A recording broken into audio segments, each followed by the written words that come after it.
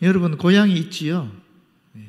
고향이 없는 사람은 없지요. 다 고향이 있습니다. 여러분 고향에 가시면 어떻습니까? 좋죠. 일단 마음이 편안해지잖아요. 저는 밀양인데 제가 밀양 갈 때마다 늘 기차에 내리든지 제가 차를 타고 밀양에 진입하게 되면 왠지 모르는 포근함 같은 것이 있어요. 정말 있어요. 그 예외 없이 딱 한 번의 예외는 있었던 것 같아요. 어머니 돌아가셨을 때, 그때 갔을 때는 좀 이상하더라고요. 완전히 낯설고 이상했는데 늘 고향 갈 때마다 그런 포근함이 있었던 것 같아요. 예수님도 고향이 있지 않았겠습니까? 베들레헴에서 태어났는데 태어나자마자 얼마 안 있다가 애국으로 도망갔지요. 그러다가 나사렛에서 살게 됐잖아요. 나사렛이 사실은 예수님의 고향이나 같은 곳이거든요. 예수님이 고향을 2번 방문했습니다. 성경에 의하면은 2번 방문했는데, 첫 번째는 이 갈릴리 전도 초기에 한번 방문했어요. 그게 누가복음 4장 16절에서 31절이 나와요. 그때 무슨 일이 벌어졌을까요? 나사렛 사람들이, 고향 사람들이 예수님을 낭떠러지에 밀쳐서 죽이려고 했어요. 그런 일이 있었어요. 2번째 방문은 언제 했느냐면, 갈릴리 선교가 사실 예수님에 의하면 3번에 걸쳐서 일어났거든요. 근데 이 2번째 갈릴리 사역을 마칠 즈음에 고향을 방문합니다. 아마도 고향에 가서 좀 쉬시면서 또 고향에 전도도 하고 또 3차 갈릴리 사역을 준비하기 위한 그런 시간을 가졌을 것 같아요. 그렇게 2번째 방문했는데, 오늘 이 본문은 예수님이 2번째 방문했을 때 일어난 일을 기록하고 있습니다. 어떤 일이 일어났는지 여러분 너무나 잘 아시겠지만 우리가 조금 살펴보면서 이 예수님의 고향 방문을 통해서 하나님께서 저와 여러분에게 무슨 말씀을 하시고자 하는가, 어떤 메시지를 주시고자 하는가 한번 기대하는 마음으로 함께 들었으면 좋겠습니다. 먼저 첫 번째, 고향 사람들의 반응입니다. 예수님의 고향 방문에 대한 고향 사람들의 반응은 어땠을까? 여기 보게 되면 무시하고 멸시하고 배척하는 모습으로 나타납니다. 사실 어떻게 보면 예수님은 나사렛에서 일어난 대단한 예언자 아닙니까? 대단한 선지자잖아요. 대단한 선생이었거든요. 나사렛 출신으로서 전국에 다니면서 유대와 예루살렘과 사마리아와 갈릴리 전체 지역을 다니면서 사실은 주의 말씀을 전한 정말 센세이션을 일으킨 그런 대단한 인물이었거든요. 그러면 일종의 금이환영이지 않습니까? 그런데 이들은 그렇게 하지 않았어요. 한번 보십시오. 예수께서 고향을 가시게 되었는데 제자들도 따르니라 라고 되어 있습니다. 제자들도 따르니라. 이 따르니라 하는 말씀에 깊은 의미가 있습니다. 뭐냐면 함께 같은 길에 있다라는 뜻입니다. 예수님을 따르는 사람들은 예수님과 더불어 함께 같은 길에 있는 존재라는 것입니다. 여러분, 예수님께서 왜 12제자를 세우셨을까? 성경이 정확하고 분명하게 마가복음 3장 14절 15절에 이와 같이 기록하고 있습니다. 이에 12를 세우셨으니 이는 자기와 함께 있게 하시고 자기와 함께 있게 하기 위해서 세웠다라는 것입니다. 이게 첫 번째 이유입니다.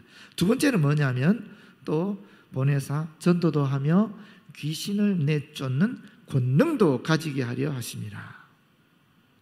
두 번째 또 세 번째로 볼 수 있을지 모르겠지만 만약에 두 번째를 전도로 보게 되면 세 번째는 권능이거든요. 또는 이걸 한 문장으로 보게 되면 사실은 권능을 주시기 위해서 주님이 제자들을 세우셨다라고 볼 수도 있어요. 여러분 생각해 보십시오. 예수께서 12를 세운 이유는 함께 있고 싶어서, 두 번째는 권능을 주시기 위해서. 왜? 최종 목적은 무엇이겠어요? 하나님의 복음을 전하기 위해서, 하나님의 나라를 이 땅에 이룩하기 위해서라는 것입니다. 그러면 여러분, 저와 여러분을 주님께서 부르셨어요. 제자로 세워주셨습니다. 왜? 주님이 저와 여러분과 함께 있고 싶어서. 함께 있고 싶어서. 주님은 저와 여러분과 함께 있고 싶어 하는데 여러분은 어떻습니까? 두 번째가 저와 여러분에게 권능을 주시기 위해서 부르셨다라는 것입니다. 예수 믿는 사람은 다 권능이 있다라는 거예요. 어떤 권능? 예수께서 우리에게 주시는 권능이 있다라는 거예요. 여러분 괜찮지 않아요? 또 한 가지 더 의미가 있어요. 그게 뭐냐면 예수님도 혼자 있고 싶어 하지 않았다라는 거예요. 예수님도 함께 있고 싶어 했다라는 거예요. 하물며 저와 여러분은 말할 필요 뭐 있겠어요. 사람은 누구든지 혼자 있고 싶어 하는 사람 아무도 없습니다. 다 함께 있고 싶어 해요. 주님도 그렇게 하셨는데 우리도 함께 해야 되는 것입니다. 함께 있어야 되는 겁니다. 그게 세 번째, 이 말씀 속에 드러나는 의미입니다. 그리고 예수께서 안식일이 되어서 회당에서 가르치십니다. 당시 회당에서는 누구든지 구약의 말씀을 가르칠 수 있었어요. 하나의 조건만 허락되면 그 조건은 회당장이 허락하는 거예요. 회당장이 허락하면 누구든지 하나님의 말씀을 가르칠 수 있었어요. 예수님도 회당장의 허락을 받고 구약의 말씀을 가르친 것이에요. 가르쳤는데 그 결과가 놀랍습니다. 많은 사람이 듣고 놀라 이르되 이렇게 얘기하고 있습니다. 여기서 놀라 하는 말은 압도되다, 깜짝 놀라, 충격받아 라는 뜻입니다. 자, 여러분, 예수께서 말씀을 가르칠 때 그 시작에서 충격을 받았겠어요? 아니면 가르치는 중에 충격을 받았겠어요? 아니면 다 가르치고 나서 충격을 받았을까요? 원어적으로 보게 되면 이 말씀은 예수님이 말씀을 가르치기 시작했을 때 그때 깜짝 놀라서 충격을 받았다라고 해석됩니다. 그러면서 이렇게 얘기합니다. 이 사람이 어디서 이런 것을 얻었느냐? 이 사람이 받은 지혜와 그 손으로 이루어진 이런 권능이 어찌 됨이냐? 여기 지혜라는 것은 이 하나님의 선물로 유대인들은 받아들였어요. 이 지혜라는 것은 오랜 경험을 통해서 나오는 것이죠. 단순한 지식이 아니잖아요. 사실은 지식이 축적되고 축적돼서 나올 수도 있고 또는 오랜 연륜과 경험을 통해서 나올 수도 있고 또는 이 선천적으로 타고나는 경우도 있습니다. 이게 지혜거든요. 그래서 이것은 하나님 주신 선물로 유대인들은 받아들였어요. 또 권능이라 그랬는데 이 권능은 인간의 내적인 능력을 얘기하는 것이 아닙니다. 이것은 하나님의 힘, 하나님의 능력, 하나님부터 오는 그런 신비로운 것을 이야기하는 것입니다. 지금 이들이 스스로 이 지혜와 이 권능이 어디서 왔는가? 자기들 스스로 지금 고백하고 있으면서 이런 얘기하는 거예요. 자기들 스스로 이 지혜와 권능은 하나님으로부터 기원했다라는 것을 고백하고 있으면서 도대체 이게 어디서 왔느냐? 이런 말도 안 되는 이야기를 하고 있는 것입니다. 그러면서 이 사람이 마리아의 아들 목수가 아니냐? 야고보와 요셉과 유다와 시몬의 형제가 아니냐? 그 누이들이 우리와 함께 여기 있지 아니하냐? 이렇게 말하고 있는 것입니다. 여러분은 이 동네, 이 마을에 이스라엘 사람들이 문화를 잘 모르니까 이 말이 예사로 들릴 수 있는데 이들의 전통적인 관습에 의하면은 아버지가 돌아가셨을 때 그 자녀를 어떻게 호칭하느냐 하면은 그 아버지의 아들이라고 호칭합니다. 그리고 또 두 번째 중요한 것은 그 사람의 직업을 얘기하는 것이 아니라 그 사람의 이름을 이야기해야 됩니다. 그것이 유대의 전통적인 관습이에요. 여기 지금 뭐라고 얘기했습니까? 마리아의 아들 목수라 그랬잖아요. 이렇게 얘기해서는 안 된다라는 것입니다. 어떻게 얘기되느냐 하면은 요셉의 아들 예수라고 이야기해야 된다라는 거예요. 이게 전통적인 관습이라는 거예요. 그럼 왜 마리아의 아들 목수라고 얘기했겠어요? 이게 무시하는 것입니다. 멸시하는 것입니다. 목수에 불과한 주제라는 그런 의미를 담고 있는 것입니다. 무시하고 멸시했을 뿐만 아니라 어떻게 했다고요? 예수를 배척한지라 일단 우리가 우리말의 배척이라는 뉘앙스를 아시겠죠, 그죠? 안 좋은 거잖아요. 약간 이렇게 밀어내는 거잖아요. 그런데 원어적으로는 이게 걸려 넘어진다라는 뜻입니다. 여러분, 예수께서 고향에 와서 하나님의 말씀을 전하는데 그 말씀이 너무 은혜롭고 너무 신비롭고 너무 놀라운 거예요. 그래서 고향 사람들이 깜짝 놀란 거예요. 진짜 깜짝 놀란 거예요. 여러분 같으면 어떻겠어요? 여러분, 우리 교회에 어릴 때부터 우리에게 자란 친구가 있어요. 심지어 내가 가르쳤어요. 걔는 말씀꾸러기였고 교회 안 왔으면 좋았을 뻔한 애였고 집에서도 문제가 많아서 부모가 늘 야단치고 하는 애입니다. 그런데 걔가 와서 말씀을 전하는데 갑자기 엄청난 하나님의 진리의 말씀을 전하는 거예요. 너무 놀라운 말씀을 전하는 거예요. 그럼 우리는 은혜를 받지 않겠습니까? 그렇죠? 우리는 은혜를 받지요. 근데 이 사람들은 안 그랬다라는 거예요. 하나님의 말씀에 그 놀라운 역사에 압도됐습니다. 깜짝 놀라서 엄청난 은혜를 받았습니다. 그럼에도 불구하고 뭐라고 얘기했다고요? 쟤 목수였잖아. 쟤 뭐야? 쟤 무슨 일이 있은 거야? 그 놀라운 주님의 은총의 말씀을 그들이 감격적으로 받아들이지 않고 오히려 목수인데 하면서 다 말씀을 튕겨내버렸다는 거예요.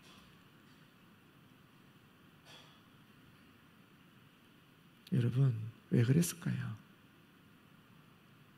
그렇게 놀랍고 엄청난 하나님의 말씀이 선포되고 그들이 깜짝 놀랐음에도 불구하고 왜 그들은 그 말씀을 받아들이지 않고 오히려 그 말씀을 튕겨내고 예수님을 오히려 배척하고 있겠습니까? 그 이유가 무엇이겠습니까? 선입관의 함정에 빠졌다라는 것입니다. 고정관념의 함정에 빠졌다라는 것입니다. 서양 속담에 이런 말이 있습니다. 친밀함은 경멸함을 낳는다. 가까워지면 가까워질수록 더욱 예의와 존경심이 없어진다라는 뜻입니다. 가깝게 지내면 그 사람을 잘 안다고 스스로 생각하고 자신이 이미 한정해 놓은 그 고정관념 속에서만 그 사람을 바라본다라는 거예요.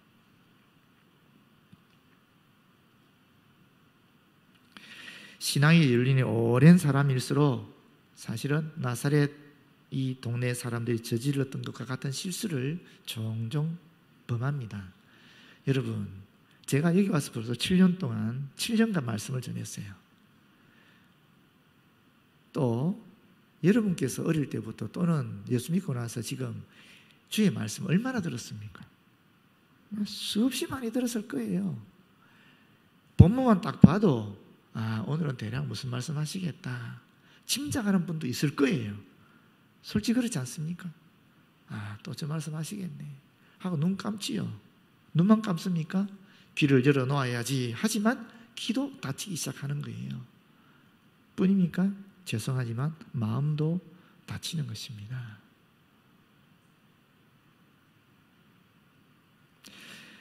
경제학자인 슌페트라는 사람이 이런 말을 했어요. 창조적 파괴 없이는 발전도 없다. 말씀과 신앙에 대한 그런 고정관념을 깨지 아니하면 더 크고 넓고 깊이 있는 그런 성숙한 신앙으로 접어들 수 없다라는 이야기입니다. 여러분, 아침에 눈을 떴어요. 새로운 게 없잖아요. 매일 아침에 눈 뜨는데 우리가 그냥 일상이지 않습니까? 그렇지 않아요? 늘 일상적으로 일어난 일에 우리가 감동을 받습니까? 감동 안 받지요. 그런데 아파서 병원에 갔어요. 며칠 입원해 있었어요. 그러다 집에 와서 퇴원해서 잠을 자고 일어나면 어떻습니까? 좀 달라요. 일상이 아니거든요. 일상이 파괴됐거든요. 새로운 사건이에요. 그때는 아침에 눈 떴을 때 느낌이 달라요. 정말 다릅니다. 그 정도가 아니라 죽음에 직면한 경험이 있으면 어떻겠습니까? 여러분, 제가 교통사고 나서 죽음에 직면한 적이 있다 그랬잖아요. 완전 세상이 달라 보입니다. 전혀 다릅니다. 그 아침이 그냥 아침이 아니에요. 나한테는 덤으로 주어진 새로운 아침입니다. 그래서 예레미야 애가 3장 23절에 이런 말씀이 있습니다.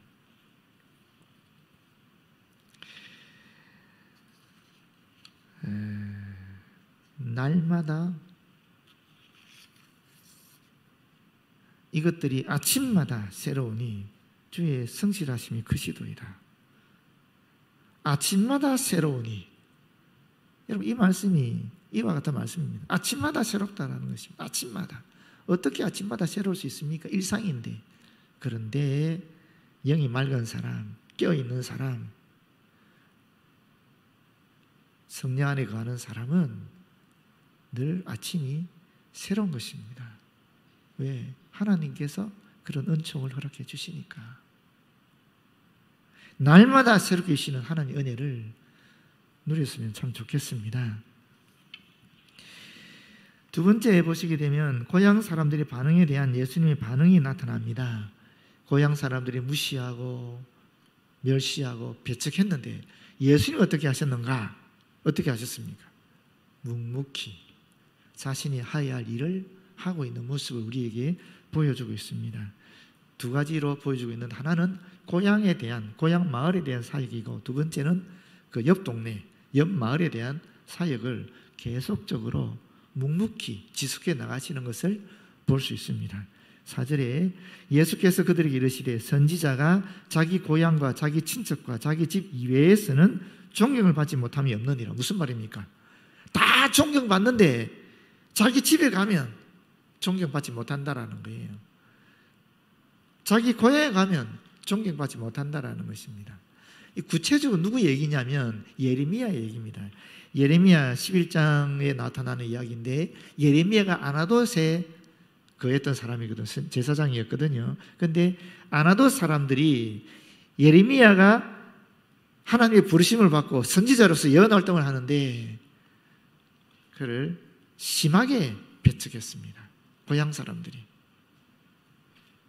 나아가서 예레미야는 유대뿐 아니라 전 민족에 대한 미래를 예언했거든요. 유대 사람들이 자꾸 우상 숭배해서는 안 된다. 유다가 멸망합니다. 바벨론은 강성해질 것입니다. 그렇게 얘기하니까 화가 나서 같은 동포들이 예레미야를 돌로 쳐서 죽였다 하는 전승이 있습니다. 이 이야기를 하고 있는 것입니다. 그 당시에 예수님 시대에 아주 잘 알려져 있었던 이 격언이고 또 그런 속담이라고 볼 수도 있습니다. 여러분 어때요? 가장 친밀한 사람이 누굽니까? 내 남편이죠. 내 아내지요. 내 자녀들 아닙니까? 내 하나님께서는 내 아내를 통해서도, 내 남편을 통해서도, 내 자녀를 통해서도 이런 메시지를 전해주실 때가 있다라는 것입니다. 그때 여러분이 어떻게 반응하냐라는 거예요. 나사렛 사람들처럼 반응합니까? 아니면 뒤에 나오는 제자들처럼 반응합니까? 나사렛 사람들은 너무나 친밀했기 때문에, 너무나 잘 알았기 때문에 고정관념에 빠져서 배척해버렸습니다. 그 말씀조차, 하나님의 말씀인데, 자기들이 깜짝 놀란 말씀인데도 그들은 그 말씀조차 예수님과 함께 배척해버렸다는 것입니다.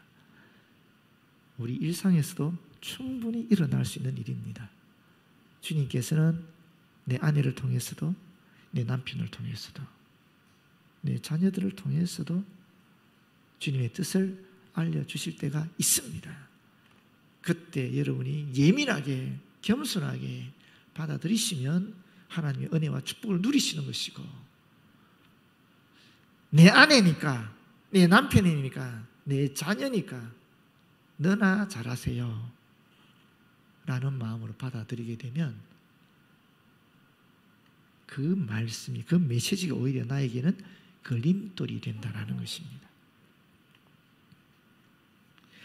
거기서는 아무 권능도 행하실 수 없어 다만 소수의 병자에게 안수하여 고치실 뿐이었고 그들이 믿지 않음을 이상히 여기셨더라. 이 말씀이 조금 이상하죠. 아무 권능도 행하실 수 없어. 아니, 예수님이 권능을 행하실 수 없었다? 그들 때문에? 이렇게 오해하기 쉬운데 그렇지 않습니다. 병행 구절이 마태복음 13장 58절에 있습니다. 그들이 믿지 아니함으로 말미암아 거기서 많은 능력을 행하지 아니하시니라. 예수님의 능력이 제한받은 것이 아니라 그들이 믿지 아니하니까 예수께서 많은 능력을 행하지 아니하였다라는 것입니다. 여러분, 저와 여러분은 하나님을 어떻게 고백하고 있습니까? 전지전능하신 분으로, 무소부지하신 분으로, 나의 모든 생사화복을 주관하시는 분으로 그렇게 믿고 고백하고 받아들이고 있지 않습니까? 그렇지요. 전지전능하신 분입니다. 전능하신 분께서 능력을 행하시는데 시간의 제한을 받겠습니까? 공간의 제한을 받겠습니까? 인간의 제한을 받겠습니까? 전혀 받지 않습니다. 그런데 여러분, 하나님께서 아무리 당신의 무한하신 능력으로 우리에게 축복하시고 은총을 주고 싶으시다 할지라도 우리가 마음을 닫아버리면, 받지 않으면 받을 수 없는 거예요. 하나님의 능력은 무한하신데 우리가 스스로 그 하나님의 능력을 제한해버리는 것입니다. 그럴 때 하나님께서 우리에게 능력을 행하지 않으신다라는 것입니다. 그 말씀이 바로 지금 5절 말씀입니다.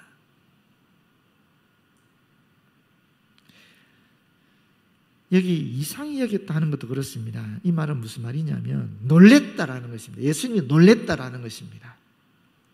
예상치 못한 일을 당해서 당황하셨다라는 의미가 아니라 일반적으로 기대되는 다른 반응, 너무나 지혜와 권능에 가득 찬 말씀을 전하면 그들이 받아들이고 변화되어야 되는데 오히려 자신을 배척하게 되니까 그게 놀라운 거예요. 그러면서 한편으로는 안타까우신 겁니다. 이 말씀은 주님이 주시는 말씀인데, 하나님의 말씀인데, 이 말씀을 받으면 이 우리 동네의 사람들, 우리 고향 사람들의 변화가 일어날 건데, 축복이 있을 건데 이걸 받지 않으니까 안타깝다라는 것입니다.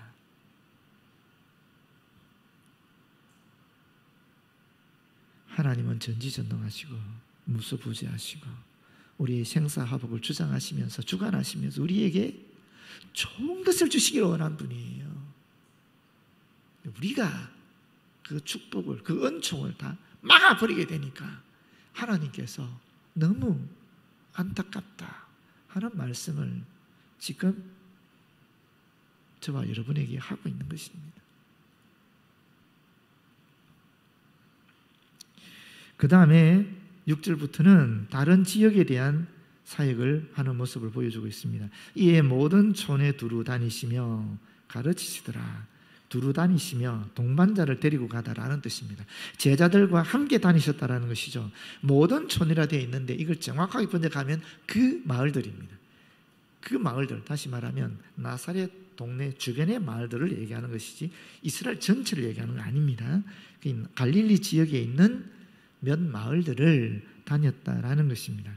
그러면서 12 제자를 부르사, 이미 불러오고 세우신 분들인데 다시 불러서 똑같은 분들이죠. 둘씩 보내시며, 둘씩 왜 둘씩 보냈을까? 우리가 한 사람이 가는 것보다 둘이 가는 게 훨씬 여행하기도 편하고 좋잖아요. 그죠? 서로 격려하고 힘도 주고 그렇게 하니까 심심하지도 않고, 그래서 둘이 보내는 것일 수도 있고요. 또 하나는 뭐냐면은 한 사람이 전하는 것보다 두 사람이 전할 때 받는 사람이 더 그 말에 신뢰한다라는 거예요. 실제로 유대법은 재판석에 증인을 세울 때 두 사람을 세웁니다. 그럼 그게 증거로 채택이 됩니다. 그런 면에 있어도 그래요. 그러니까 일종의 여행을 떠나는 사람의 정서적인 안정을 위해서 둘을 보내기도 했고, 또 복음을 전해받는 사람들의 입장에서 두 사람이 얘기하면 한 사람이 전하는 걸 훨씬 더 잘 받아들이기 때문에, 신뢰감이 생겨서 잘 받아들이기 때문에 둘씩 보냈다라는 것입니다. 이것이 예수께서 제자를 파송하는 원칙이었어요. 이 원칙을 초대교회가 그대로 받아들여서 초대교회도 선교사를 파송할 때 바울과 바나바 둘을 보냈습니다. 베드로, 요한 둘을 보냅니다. 또 바울과 실라 둘을 보냅니다. 바나바와 마가 둘이 갑니다. 물론 성령께서 직접적으로 역사하실 때 빌립까지 혼자 가기도 하지만, 그러나 교회 공동체가 파송할 때는 둘을 보내는 것입니다. 우리나라에 내한 선교사가 들어올 때도 똑같이 그렇게 했습니다. 둘씩 왔습니다. 목회자와 목회 선교사죠. 동시에 평시도 전문 선교사가 같이 왔습니다. 그래서 이 목사와 또는 의사, 목사와 또는 인쇄업자, 목사 또는 농업 전문가, 이렇게 해서 둘씩 파송했습니다. 북장로교나 남장로교 다 그렇게 했습니다. 지금 현재 한국교회는 그렇게 하지 않지요. 그렇게 하지 않는데, 이건 전통을 조금 우리가 다시 이렇게 가면 좋겠다는 생각이 들어요. 물론 우리가 지금 현재 하고 있는 것은, 그래서 부부를 같이 파송하는 경우가 많죠. 둘씩 보내는 거죠. 예전에는 한 사람을 선교사라 그러면 지금은 그렇게 얘기하지 않지요. 부부를 둘 다 선교사라 그럽니다. 그래서 둘씩 파송하는 그런 전통을 어쩌면 이어가고 있다라고도 볼 수 있습니다. 그런데 예수께서 그들에게 권능을, 여기 보십시오. 권능을 주시고라고 되어 있잖아요. 권능을 주시는 것입니다. 그냥 보내는 것이 권능을 주셔서 보내는데, 여행을 위해서 지팡이 외에는 양식이나 배낭이나 전대의 돈이나 아무것도 가지지 말고 신만 신고 두벌옷도 입지 말라라고 이야기하고 있습니다. 지금으로서는 상상이 안 되는 거죠. 우리가 선교사 파송할 때 보내기만 합니까? 그거 아니잖아요. 근데 이게 의미가 있어요. 이 의미가 뭐냐면, 이 말씀 들을 때 여러분 어떤 생각이 납니까? 출애굽 생각나지 않습니까? 이스라엘 백성 출애굽할 때 어떻게 했습니까? 진짜 지팡이 들고 그냥 출발했거든요. 그렇지 않습니까? 급하게 그 모습을 연상하시면 되는 겁니다. 이 출애굽 정신을 얘기하는 거예요. 출애굽 자체를 얘기하는 것입니다. 출애굽 정신이 뭐냐면, 의지할 수 있는 그 어떤 것도 버릴 수 있는, 다시 말하면 하나님만 절대 의존하는 그런 정신을 얘기하는 것입니다. 이런 정신을 가지고 가라는 거죠. 오직 예수가 주신 권능만 의지하고 가는 것입니다. 그렇게 가는 것을 이야기하고 있는 것입니다. 실제로 이렇게 하신 분이 있습니다. 역사 속에 허드슨 테일러라는 선교사가 있었는데, 원래 이 선교사가 처음에는 선교의 파송을 받아 갔지만은 나중에 이건 아니다라고 해서 선교사 소속에서 나오고, 어떤 모금 활동도 어떤 기관에 소속도 되지 않고 그야말로 믿음으로 선교하기 시작합니다. 그걸 믿음 선교라고 그럽니다. Faith Mission이라고 그럽니다. 실제로 중요한 선교 흐름 중에 하나입니다. 그런데 놀랍게도 허드슨 테일러와 동조하면서 그 믿음으로만 가지고 간 선교사들이 800여 명이 생기게 되었고, 이들이 중국에 약 125개의 학교를 세우고요, 18,000명을 회심시켰다라고 합니다. 이 믿음 선교는 지금도 일어나고 있는데, 하여튼 그런 출애굽 정신을 가지고 오직 예수의 권능만을 의지하면서 나아가라 하는 것입니다. 또 이르시되 어디서든지 누구의 집에 들어가거든 그곳을 떠나기까지 거기 유하라.